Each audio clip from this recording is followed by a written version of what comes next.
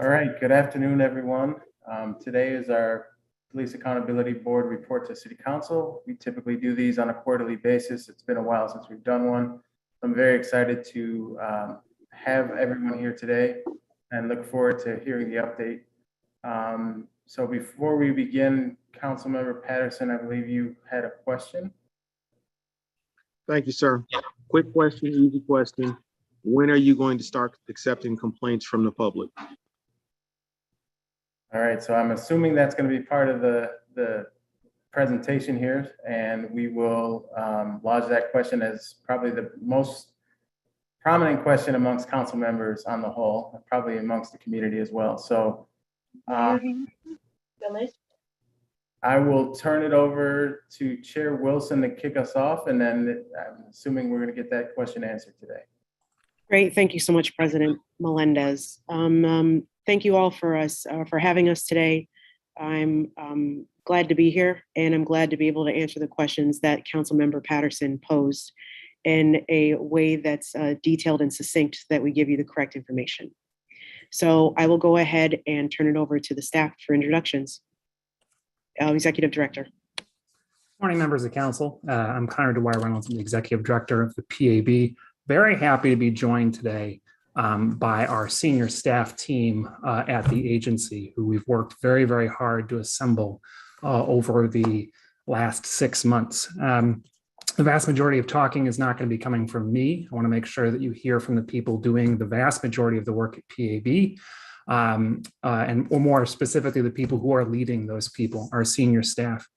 I know that council has an agenda with very specific items to address on it. I want to make sure that we address all those items by providing the proper context. I also want to use this as an opportunity to introduce you to the people leading our divisions, how those divisions operate, and how those divisions play a role in addressing what it precisely is that you want to talk about, which is our process for investigating complaints, accepting complaints for investigation. So if you'll just give me a moment to do a brief presentation just on the staffing model. I know that's something that folks were very interested in hearing about.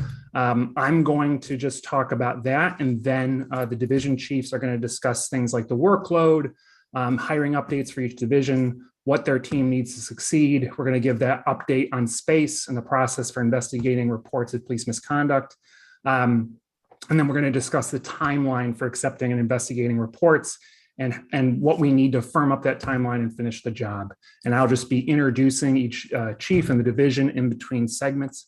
But before I do want to address the new staffing model, which I know that the Civil Service Commission approved of a little while ago. So I'm just going to do about 3 minutes on that. So if you'll indulge me. So we had to change our staffing model for 3 reasons.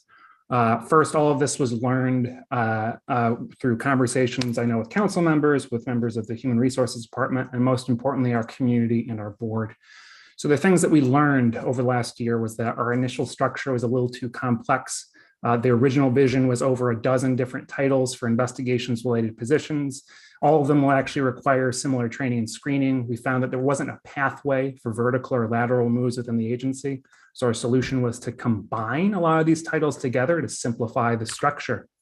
So again, the original vision had all of these different civil service titles, and all of these things were abolished and translated into this much more simplified structure where it's just accountability inspectors 1, 2, 3, 4, and 5. What this allows is for a very simple, straightforward pathway of promotion within PAB, and it makes the structure more understandable to the public and to the State Civil Service Commission.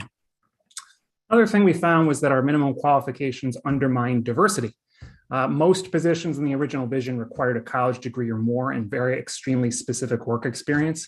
The majority of applicants who applied did not meet these minimum qualifications. Many of the people screened out were Black and brown people, and those left behind were phenomenal candidates. So the solution was to eliminate degree requirements and broaden the work experience.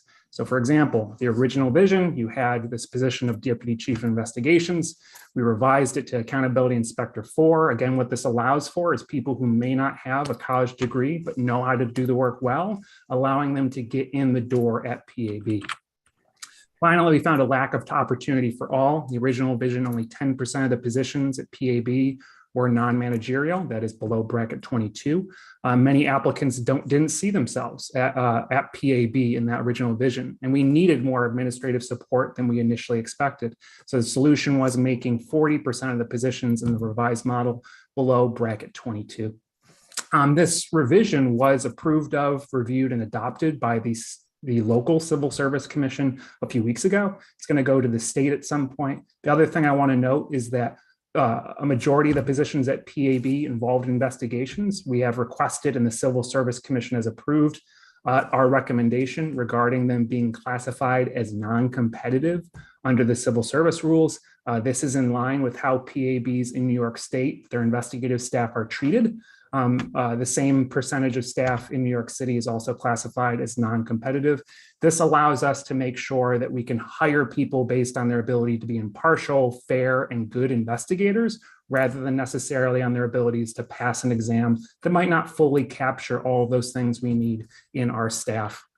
And so we've been able to fill a lot of our divisions and work through a really phenomenally complex, integrated, and thorough hiring system where we're able to vet people to make sure that they meet all of our requirements. So in this new vision, this is what the different divisions of PAB look like. This is our public affairs division led by the amazing Natalie Banks. As you'll see that in many of these positions are about, all of the titles you see here are the civil service titles rather than the actual working titles. So this division, I know that Natalie will speak about it more in depth, but it's led by her. This is our policy and oversight investigations division led by Mike Higgins. Again, you'll see that the structure here is mostly accountability inspectors. This is the legal division. Right now, we do not have a general counsel in place, but we do today have at least one amazing associate general counsel with us, AJ Derwin. Shanoa May is unable to join us. Something very last minute, very emergency came up. So she's unable to join us, but I want to talk about how much amazing work she's been able to do for this agency. Operations, you all know Rosabelle Antonetti. This is what her division looks like. And again, I'm just breezing through this because each division chief will explain in depth how their divisions work. And of course, we have the investigations division, the heart of PAB, led by Dwayne Bosco, our acting chief of investigations. And so that's a very brief overview about the staffing model. I'm happy to address questions about that staffing model at the end, but I do know that council wants to focus on what we've been up to and where we're going. And so I'd like to start with our Division of Public Affairs and Natalie Banks kicking us off, talking about what we've been up to and where we're going.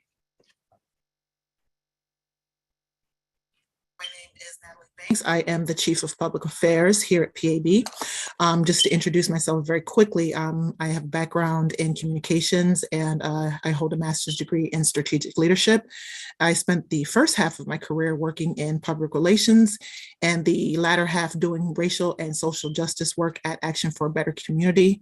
Most notably, the program I managed was successfully able to get Ban the Box, also known as Opportunity to Compete legislation, backed and passed by council several years back. So please bear with me. I have a lot to cover and a short amount of time to cover it in. So first, I'm going to talk about the role of public affairs and why it's important to investigating reports and misconduct. The Public Affairs Division is the liaison between our community and the board. The division exists as a means to provide two-way communication from the community to the board and from the board to the community. And because PAB is a community-led agency, we feel that the community engagement, community involvement, and leadership is the bedrock of our work. By informing the board of what the community is talking about, wanting to see, and inquiring about, the PAB board is better positioned to follow this community's lead as it relates to public safety. So some of the biggest lessons that we've learned from other PABs is that unless the public is educated about how to file a complaint, they won't, meaning much potential abuse won't come to our attention. Our team is tasked with conducting outreach, developing relationships, and educating the 200,000 members of this community who don't know what PAB is, and involving them in what we do so we can truly be a community-driven agency. I will now talk about our staffing model within the Public Affairs Division. So in Public Affairs, I have oversight over two teams, the communications team and the community engagement team. The communications team is comprised of a deputy chief of public information, also known as our press officer, and a social media manager. The community engagement team will be comprised of a deputy chief of community engagement, two senior community engagement specialists, and 3 to 4 community engagement assistants. And those assistants each assistant will be assigned to each quadrant of the city. So I just want to talk briefly about the two senior community engagement specialist roles. Those roles will do or cover those groups that I'm calling for now special groups. One senior community engagement specialist will be responsible for developing and implementing strategy from those community members who live in high crime areas. These are the neighborhoods that see high levels of gun violence. And the reason why this is important is because, when there's so much gun violence happening in your community, we need the police. We all need the police. And so there's a tension that exists there, when you need the police, but at the same time, there may be instances of misconduct that you need to report, but are less likely to report because of, again, all the activity that's happening in your community. So this person is going to be there to get to know the neighborhood, the people in the neighborhood, their care and their concerns, and bring that back to the board so the board can be advised and informed about what the members in these parts of these communities want to see. The second special groups that the other community senior role will be responsible for are community members who are differently abled, part of the LGBT community, the deaf and hard of hearing community, our immigrant communities, people on parole or probation, etc. Our goal here is to center the voices of those who are most impacted, but least heard from. The 3 or 4 community engagement specialists will be assigned to each quadrant. They will be tasked with becoming quadrant experts in our communities, engaging with those neighborhood mayors and those ambassadors, the residents, the youth, as well as business owners, and etc. So I'm going to talk about what we have done so far. The Public Affairs Division has created a network of social media pages. We have a Facebook, a Twitter, YouTube, and Instagram pages. We have a well-developed media contact list to ensure that the public is aware and informed of what is happening. We have created a recruitment pipeline that has ensured that our team is filled with diverse and qualified people. Through this pipeline, we were able to receive over 800 applications for our jobs. We've developed a state-of-the-art webpage that will allow community members to learn their rights and file reports securely, simply, and confidentially.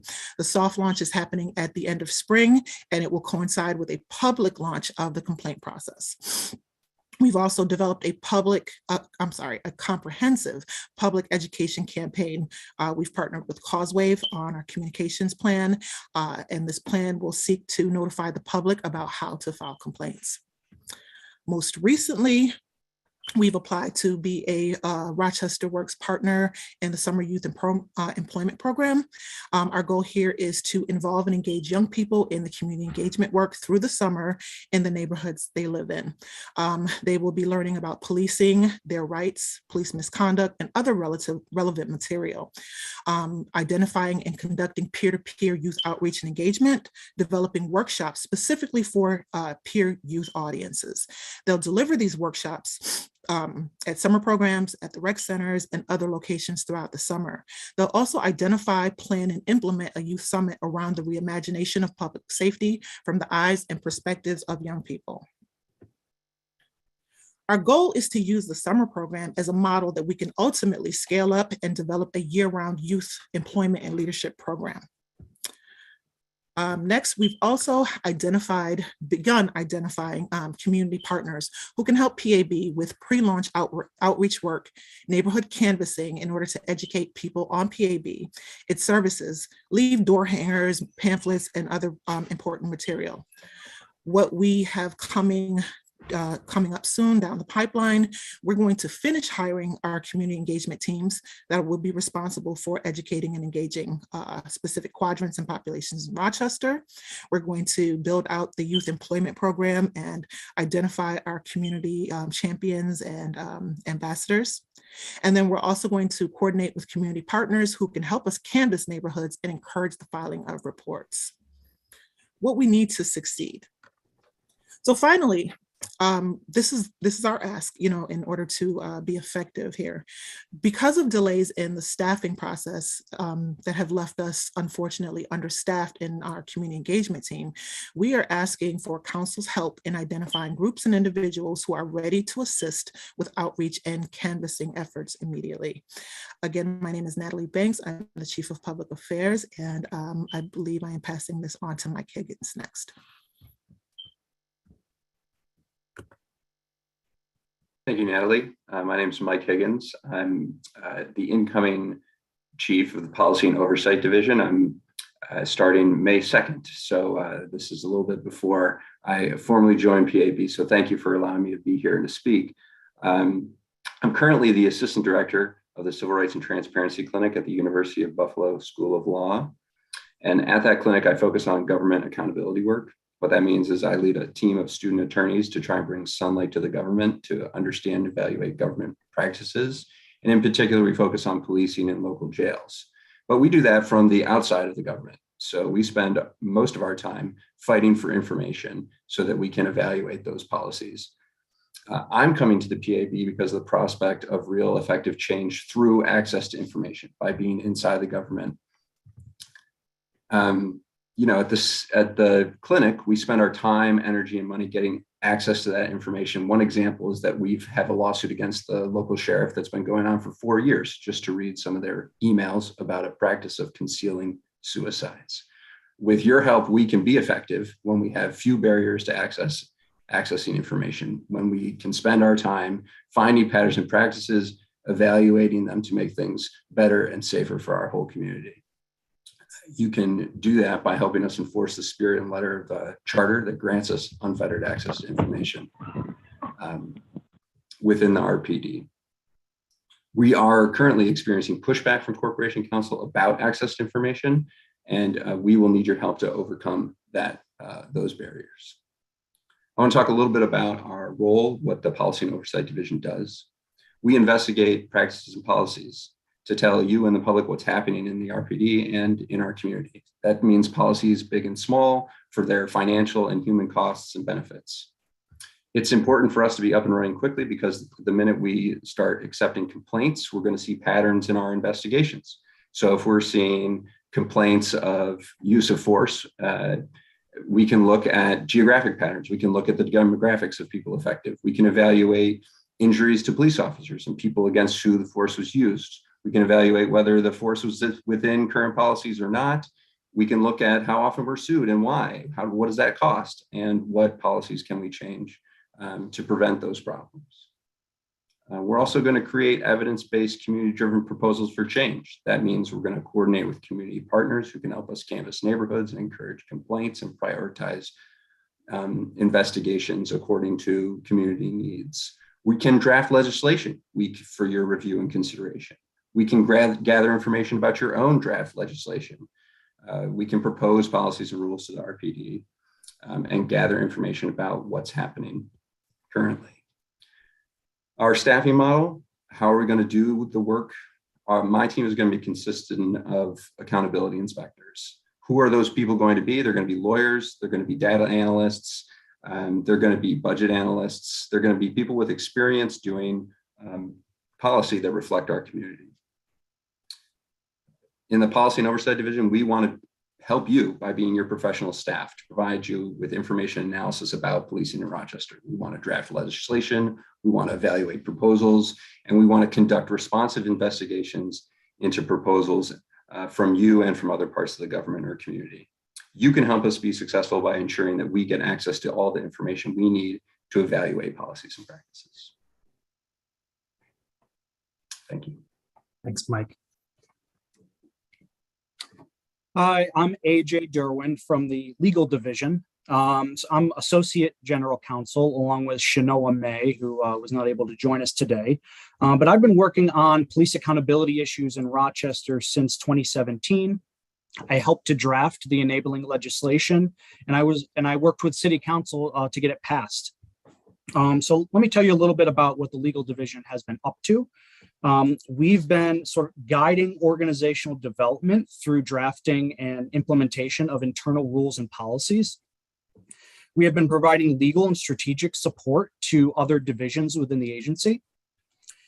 We've been drafting a disciplinary matrix and continue to develop that matrix, and hope to foster a discussion within the community and others about the matrix. We've been communicating and drafting revisions to the investigative rules and procedures. And we've been providing direct legal advice to the PAB board, as well as any divisions when they need it. So that's a lot of the work that we have been doing. And what we hope to do going forward is to redact and release investigative information and documents when appropriate, according to the requirements of the city charter. Providing legal advice to other divisions as legal issues arise, and ensuring that the entire agency is following the law, whether it be local, state, or federal. And of course, advocating that other parts of the city, including the law department and the police department, comply with the city charter and the enabling legislation. So I think to succeed in these goals, I think what we need to really do is clarify the relationship with the law department, because there's some issues have come up in their responses to our proposed investigatory rules.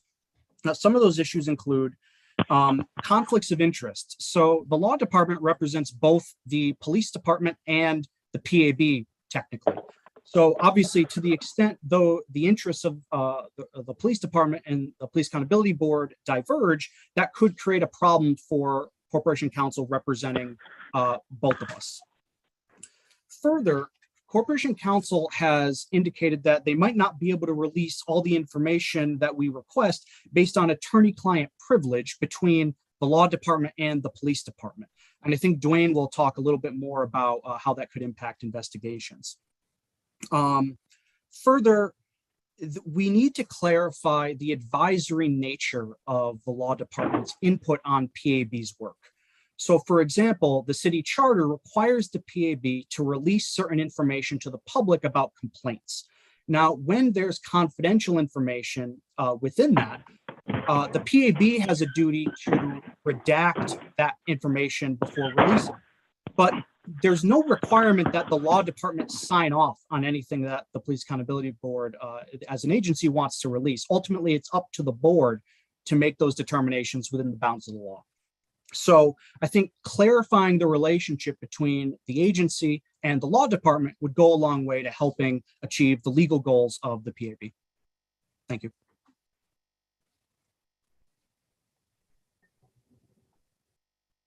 Thank you, AJ. Now we're going to turn to Roosevelt Antonetti, our Chief of Operations. Thank you. My name is Roosevelt Antonetti, and I'm the Chief of Operations for the PAB. I came to this job because I love this city and I love our community, and I want to see our policing system get better.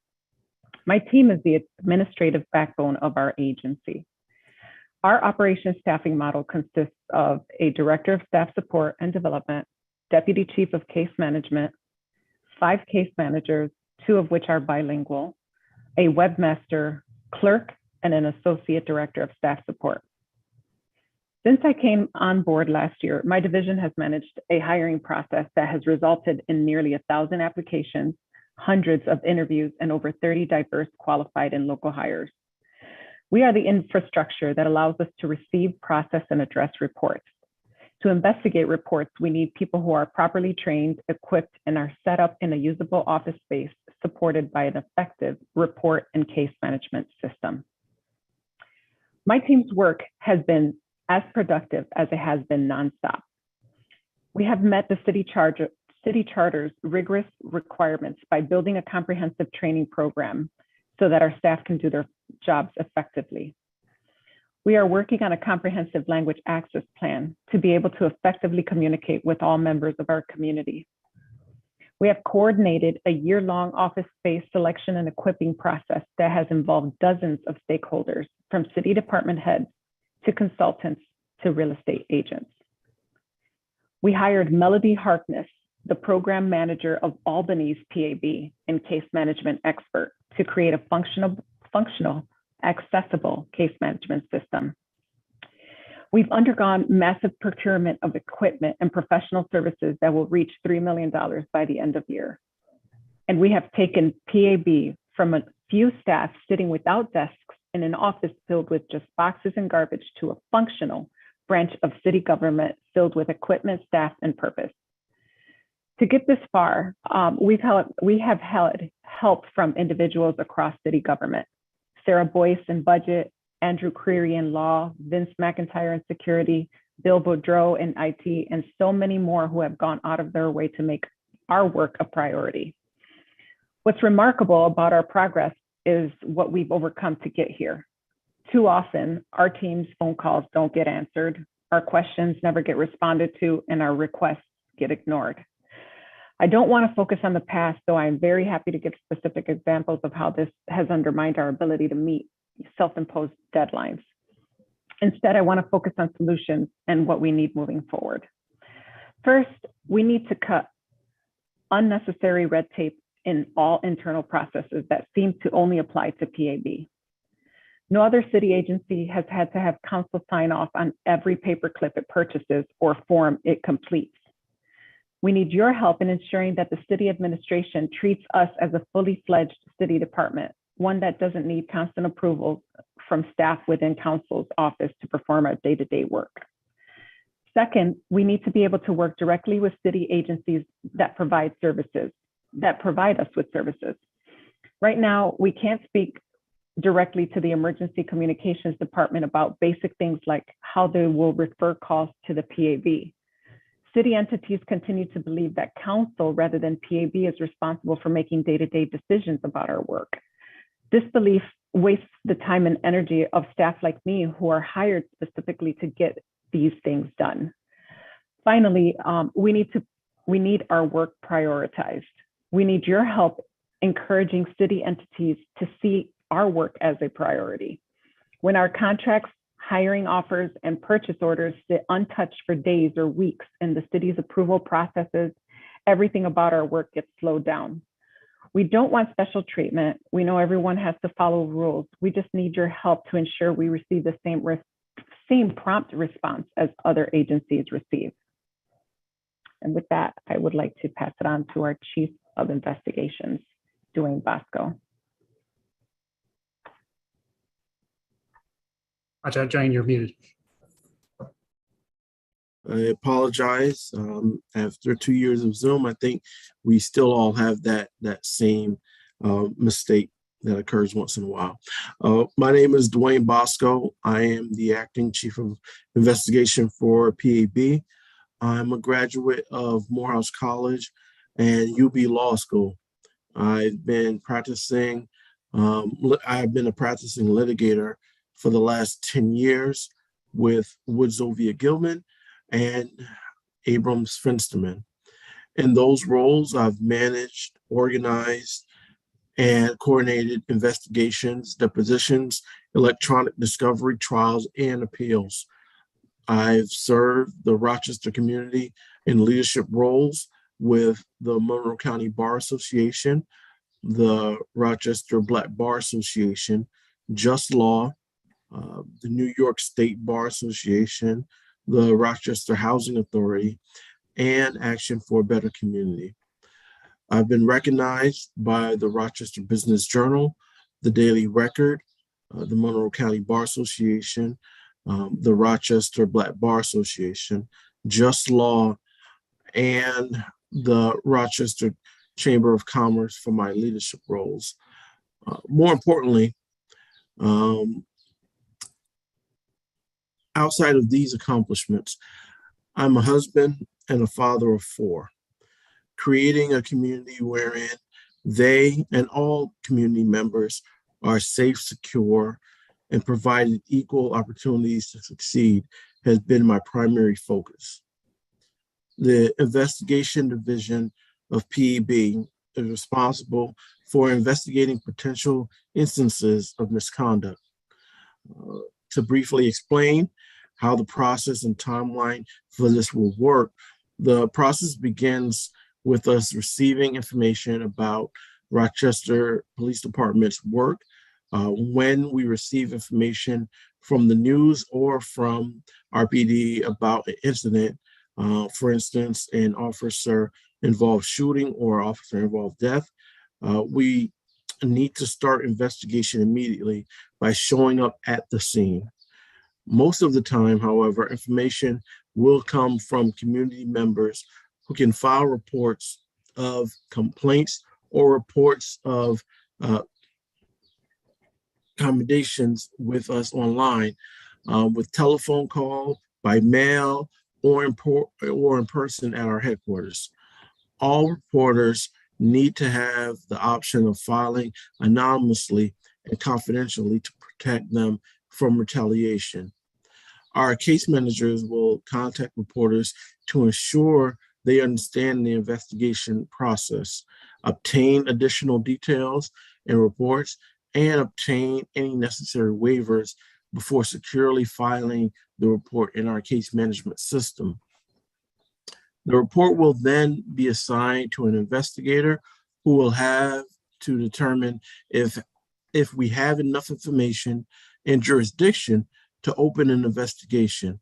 If an investigation is warranted, within 48 hours, the investigator will complete an investigation plan, obtain relevant footage, reports, and disciplinary history directly from RPD's internal databases, and request or canvass for additional evidence from RPD, the city, or private entities.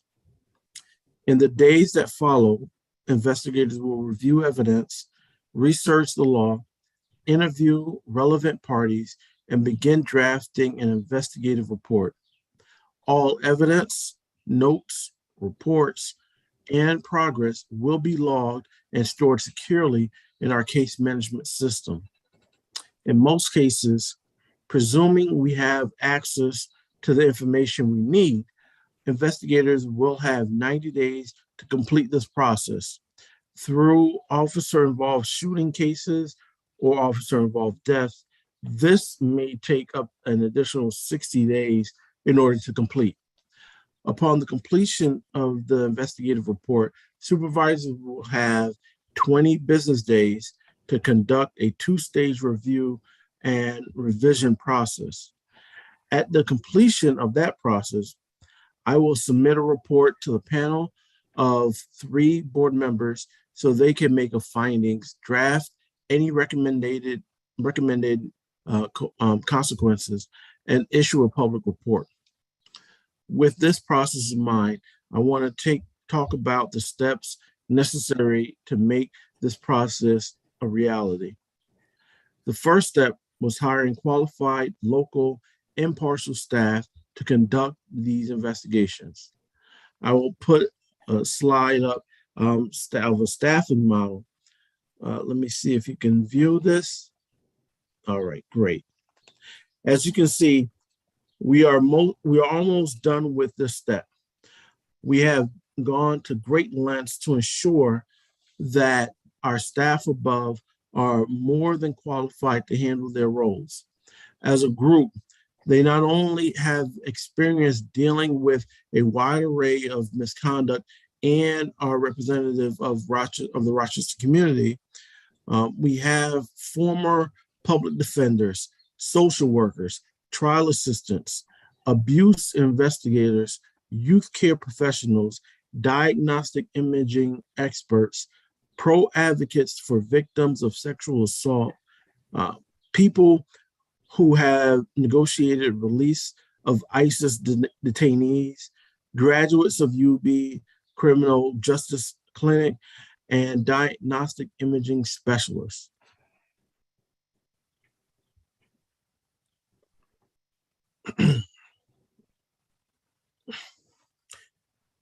The next step that has been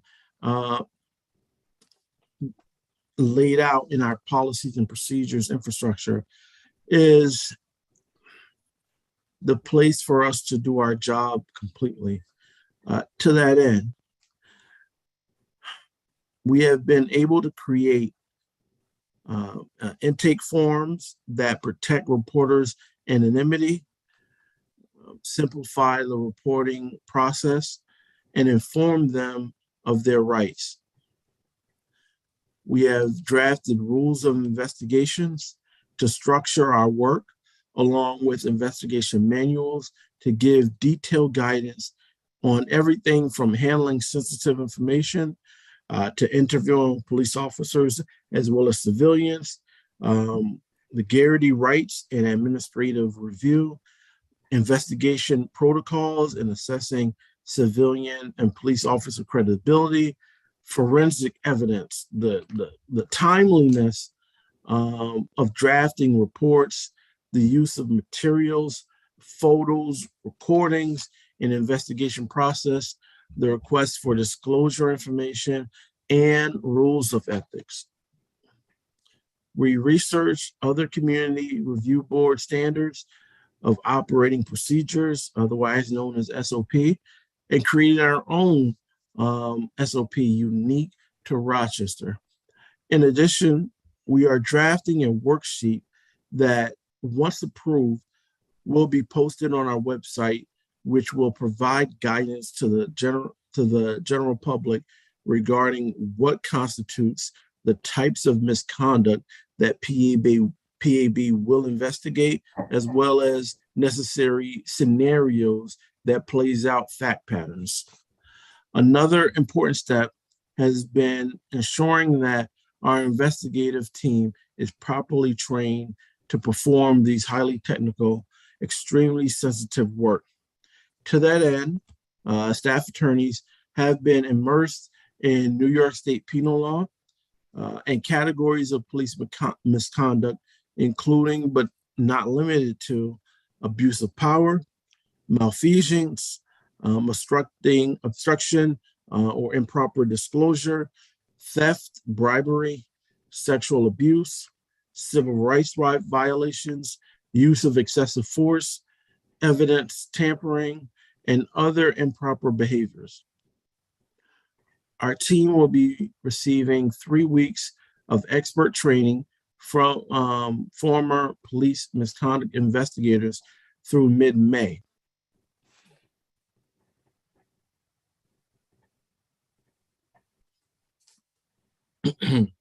Sorry.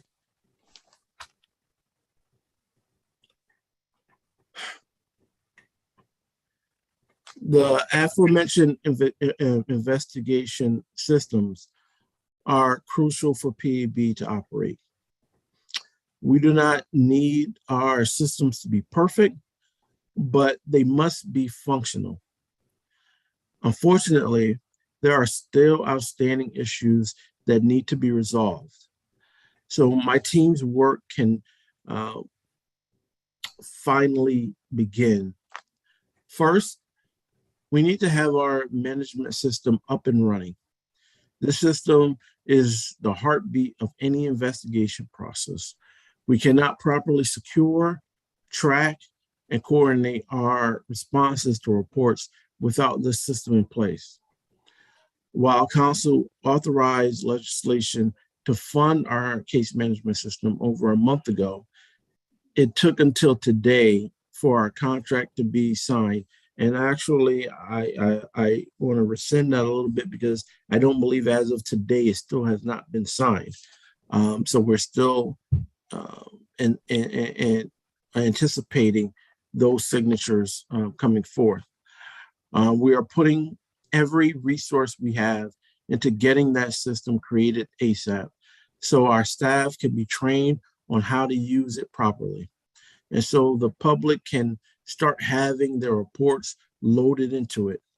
The success of PAB not only relies on the competence of the investigators, but the confidence of the public has but the confidence that the public has that their matters are being handled in an organized, timely fashion. Our team says it will take at least 6 weeks for the system to be operational. Any support we can have to receive from the city's ID department will especially be helpful in making sure we have or we meet this deadline.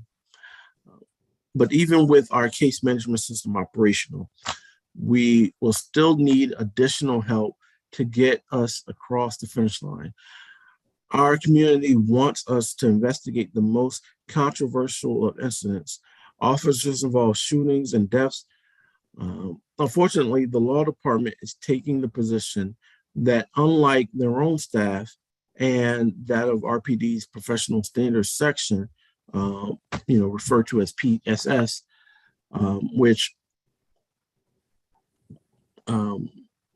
states, corporate counsel has stated that we cannot have our staff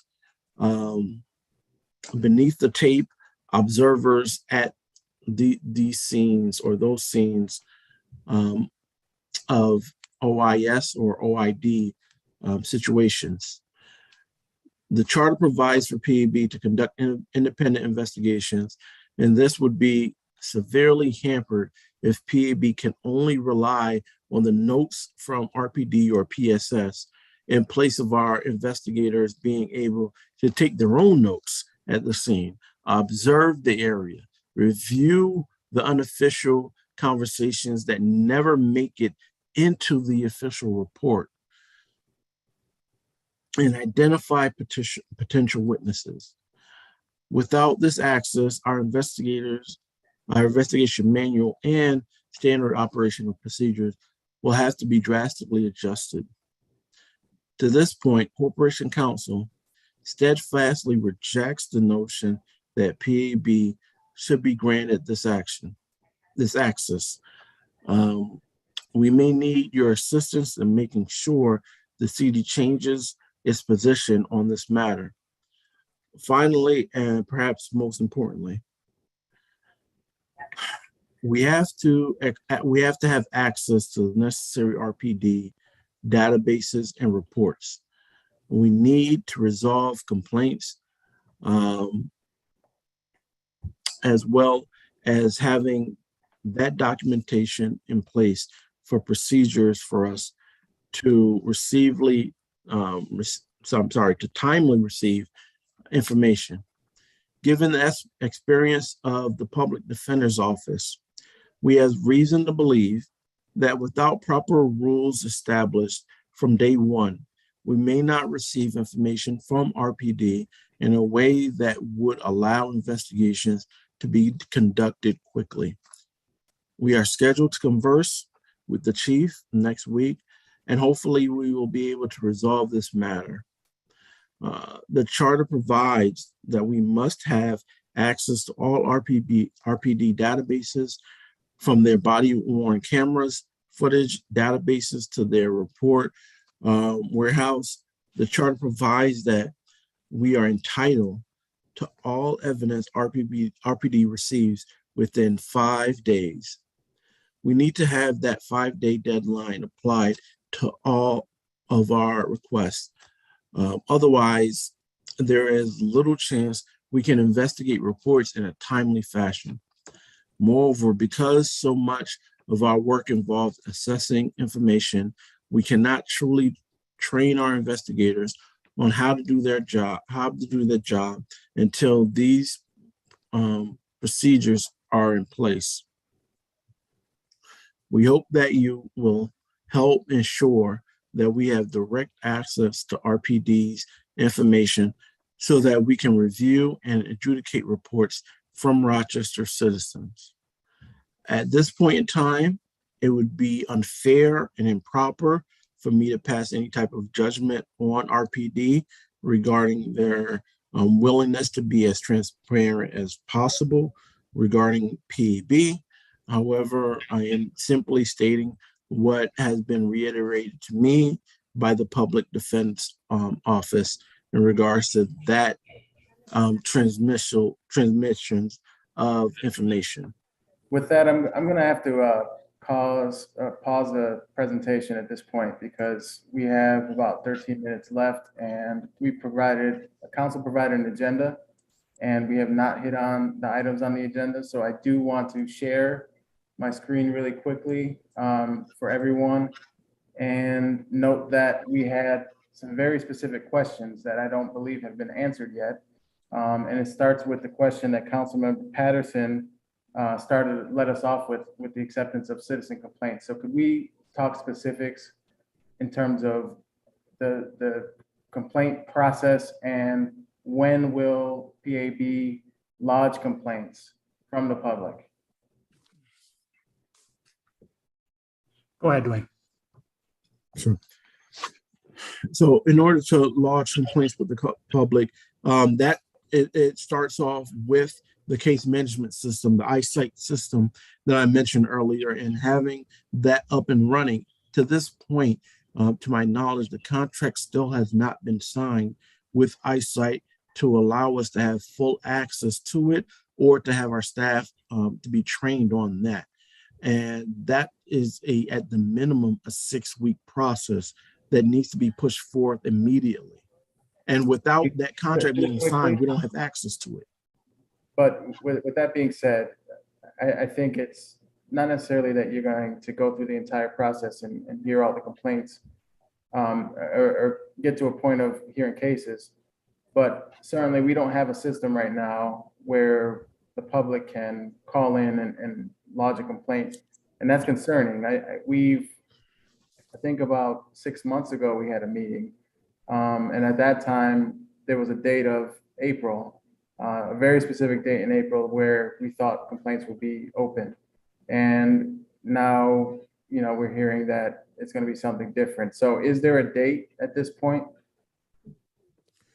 Well, be open? I'll let the executive director answer, as well as you've heard from Melody as well.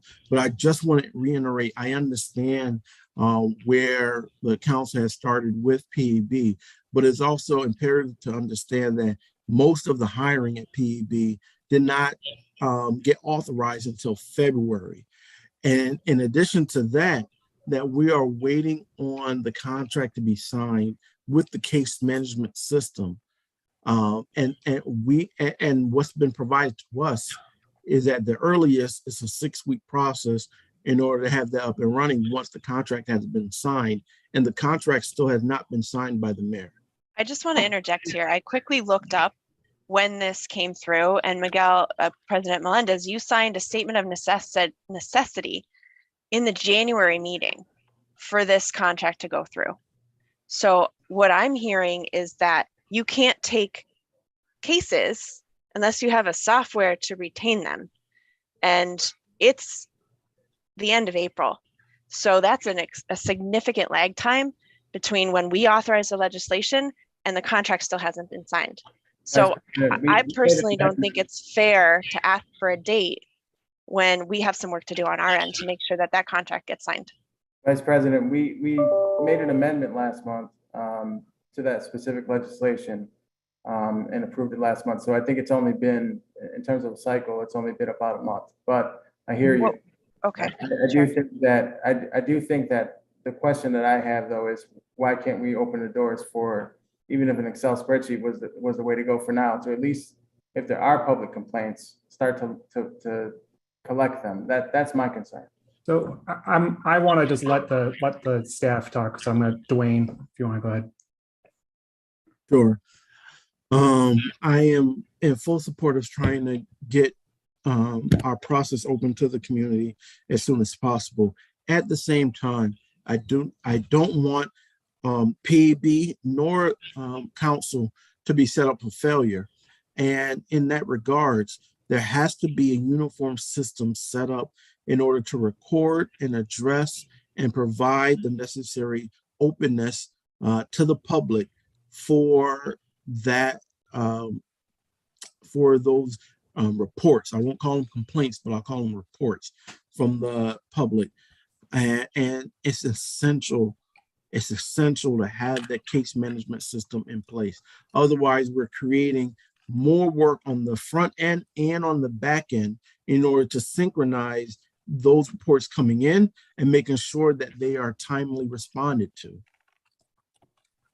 Council, or Council.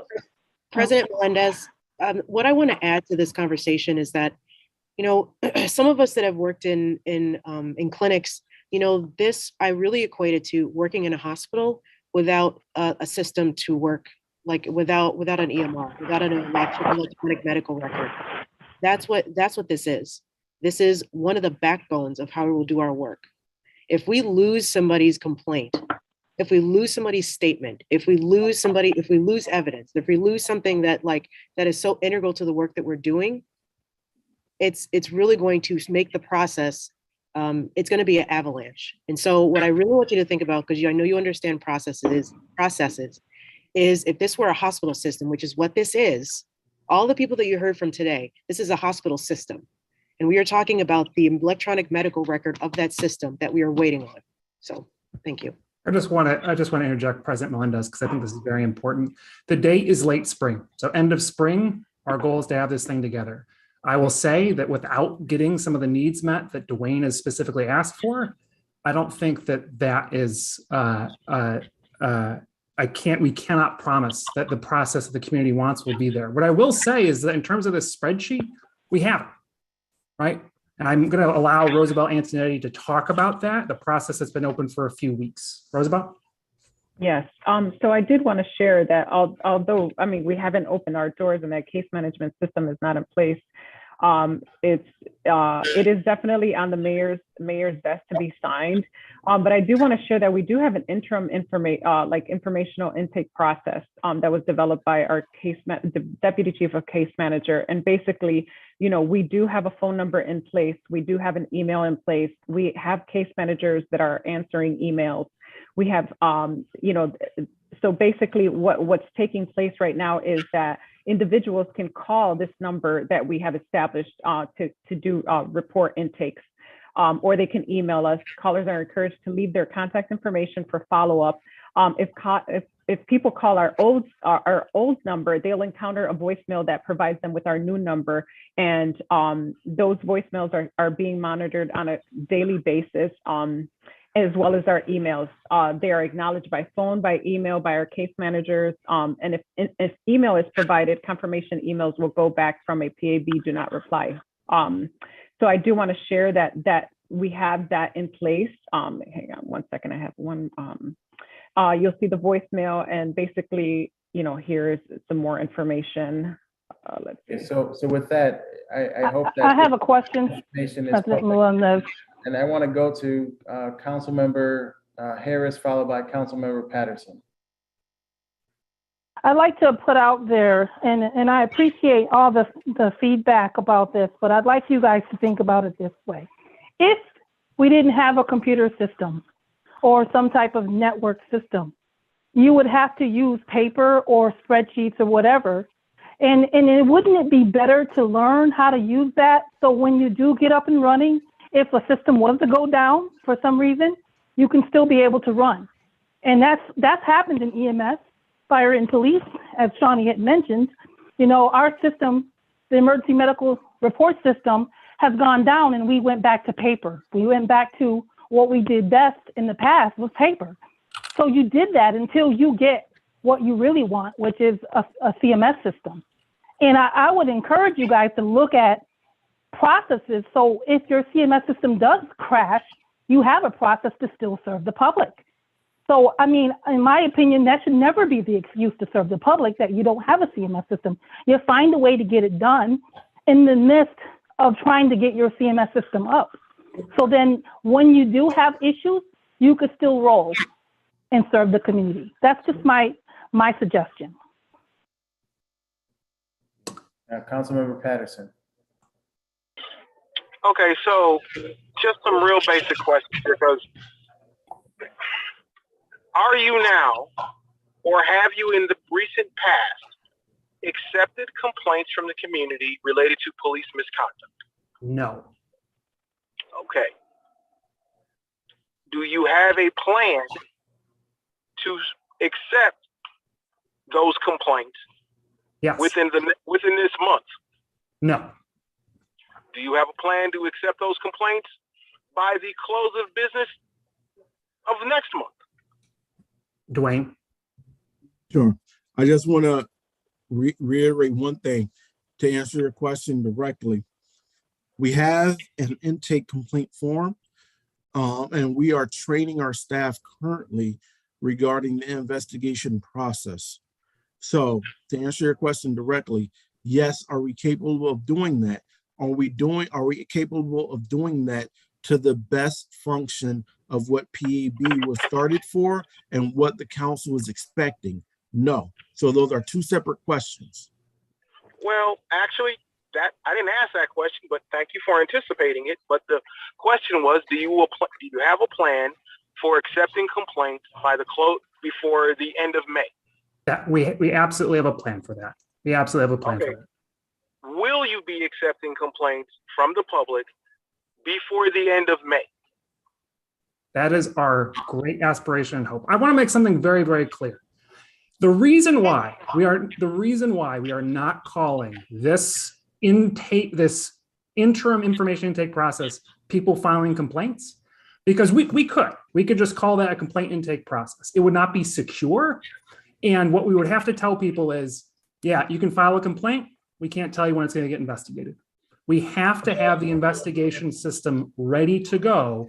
Otherwise, it's just a paper kind of illusion that there's a process. And we don't wait a want minute. to disappoint. Well, let me just push back on that. Is it your contention that memory improves with time? So, okay, just because we don't have a lot of time, I really do want to say something. And I think Wait. Excuse me. Can I get an answer to my question first? Is it I your don't contention that understand memory how your improves with question time? is relevant to the list. Well, So there, it's extreme. there, No. It is but Mike, extremely there are relevant questions to on the no. agenda. There are questions listed on the agenda that were prepared. It is extremely relevant to the issue at hand. Because the issue at hand is like, look, we would like you to take complaints from the public. You aren't taking complaints from the public. Their memory and recollection does not improve with time. The sooner you can start taking these complaints, however long it takes you to get to the point where you start the investigative process is fine. But in my mind, if we've got officers who are doing wrong, and I wouldn't doubt that we do, then that should be documented, and the public should be confident that they've got a place to make that complaint. And that complaint is supposed to come to your organization. And to date, that's not happening. I want to make something very clear. If this process for accepting complaints is not locked down, if someone files a complaint with PAB and it is not fully confidential, if the information is not secure in any way, that exposes the city not just to liability, but a complete loss of faith and trust in PAB and city government.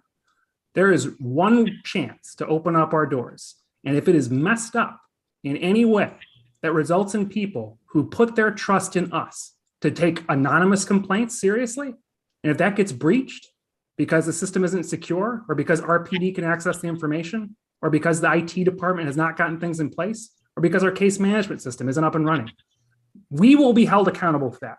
Not city council, PAB will. My board and my staff will be.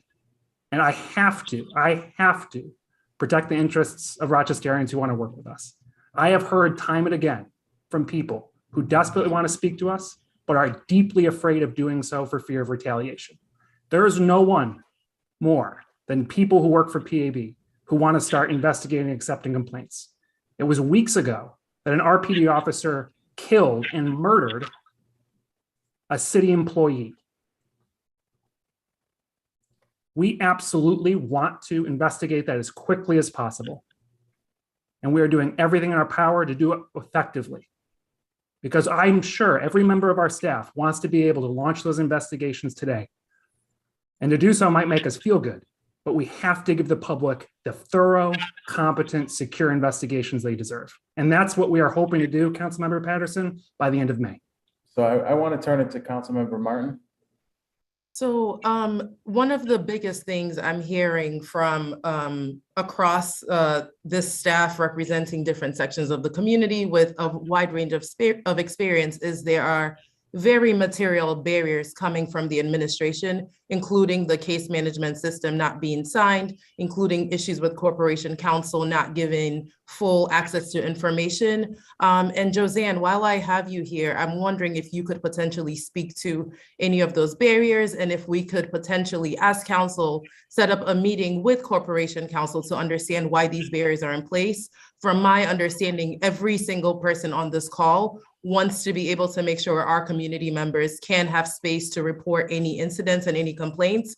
We all have the same goals, and there are very clear barriers that have been mentioned. So I want to understand what we as a council are doing to alleviate those barriers and what we need to do in line with the administration to make sure they get the software they need and they can start investigations. Councilmember Mark, I'm not prepared to speak to any of those today, but I'll get back to you. Thank you. And Council Vice President Lupian. Yeah, I think that was very well said. You know, I think we all want the PAB to hear cases. What I want to know is what commitment are we as a council willing to make that happen? You know, proposing that they write everything down on paper is not, I think, a suggestion that is tenable, and we have some work to do. And I wanted to see council get started on taking down those barriers so that the PAB can do its work. And Chair Wilson, if you want to make a statement. Thank you. So folks, to Councilmember Harris's statement first, you know, when, you know, I just want to add just one thing, you know, losing evidence or losing somebody's testimony is, it could determine how cases are handled. And it just is so concerning. You know, I can't, in an electronic medical record, you know, things are safe, right? For the most part, you know, you're right, council member, on the road, you know what, when you have to do what you have to do, I get that, but we don't have a date yet that is tenable for this to be fixed. And that's what I think the point is that, you know, we're supposed to be doing paper for when, for how long? And that's what we're asking city council to help us with these things. And I understand. Okay. Yep. And I would like to reply to that, right. that what I'm just proposing is that just think about it in a big picture notion that, you know, your system could crash. Your CMS could crash anytime shortly after you get it up. So that's what I'm saying is, you know, I'm encouraging you guys to find a way to set up a system just in case that happens. And it would be the perfect time to do that now. So then when it gets up and running, you're ready to go. Thank you, Councilmember. So the last part is this, folks. You know, the board has had a lot of changes lately, and you know, we are about to move into the next phase of our of PAB. You have folks that have been with this group for now years. They're now facing at least 20 to 50 hours of work per week, hearing cases, just investigating cases. So I would love for city council to think about that and think about how much work that is actually going to take in order to process cases within a reasonable amount of time, knowing that we have people that work, knowing that we have people that have full-time jobs. I am lucky that I could change how I do my work, but a lot of people cannot do that. We are also thinking about people that will come on the board after us, that are full-time workers that may not have the time that I have. So I really would like to speak on that further. And then also the last part of this is that we have I know we touched on some of the issues that came up with not being able to get things signed off. But you know, I would love to set up and I'm asking for city council to set up another meeting to discuss the fact that we are now this is our official request again, that we have to be able to provide oversight to the executive director and to what happens here. There's a back and forth. It's really concerning to us, and I really would really would like to talk about that further. I know we're out of time, and I wish that we had time to speak about it. Yeah, thank you for that. So, I want to end with this. I get it. We have some challenges to work on, but from my perspective and under my leadership, I think we've given PAB, at least from my perspective, I could be wrong, everything necessary to get to the point of hearing cases. And I get the whole software issue, but the resources, the space, we've assigned a liaison to support the work, and everything I heard today was about still where we want to go. And I want to get to the point where the complaints are open and we're hearing cases. And I'm going to commit to getting us there. And, we will follow up on some of the matters addressed today, but I don't want this to be a back and forth of, an us versus them type situation. I don't think that's where this needs to go. I really want to get to a place where we are in lockstep and working together and figuring this thing out. And I'm here to support that. And I just want to end with that and thank everyone for their time today. Have a good night. Thank you. Thank you. Have a good night. We'll follow up on email.